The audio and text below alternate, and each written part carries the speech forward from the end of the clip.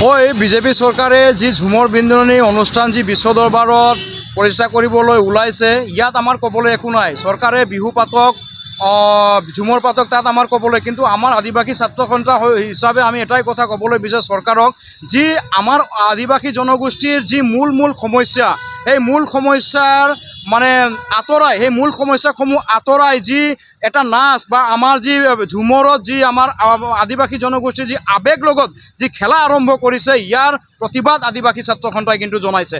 এইখন সময়ত যি সময়ত হাই ছেকেণ্ডেৰী আৰু মেট্ৰিক পৰীক্ষাত মানে অসমত চলি আছে, সেই সময়ত এই বিনন্দীৰ যি ঝুমৰ বিনন্দনী অনুষ্ঠান পাতিছে, ইয়াত কিন্তু আদিবাসী ছাত্ৰ সন্থাই দুখ প্ৰকাশ কৰিছে। আমি ইতিমধ্যে আহি থকা মানে মেট্ৰিক আৰু হাই ছেকেণ্ডেৰী যি ৰিজাল্ট আছে, যি মানে ৰিজাল্ট কাৰণে আমি আদিবাসী ছাত্ৰ সন্থাই ৰখি আছোঁ। আমি দেখি আছোঁ, যদি আদিবাসী ছাত্ৰ সন্থাৰ যি আদিবাসী ছাত্ৰ ছাত্ৰীসকলৰ যি ৰিজাল্টৰ প্ৰতি যি ক্ষতি হয়, তেতিয়াহ'লে কিন্তু আদিবাসী ছাত্ৰ সন্থাই ৰাজপথত কিন্তু আন্দোলন কৰিবলৈ কিন্তু আমি বাধ্য হ'ম। আমি এইখন যি বিজেপি চৰকাৰৰ যি মানে ষড়যন্ত্ৰ, একমাত্ৰ আদিবাসী জনগোষ্ঠীৰ আৱেগ আৰু অনুভূতিৰ লগত খেলি তেখেতসকলে একমাত্ৰ ভোটৰ স্বাৰ্থত যি ৰাজনীতি কৰিবলৈ ওলাইছে, কিন্তু ইয়াৰ তীব্ৰ ভাষাৰে আমি আদিবাসী ছাত্ৰ সন্থাই গৰিহণা দিছোঁ।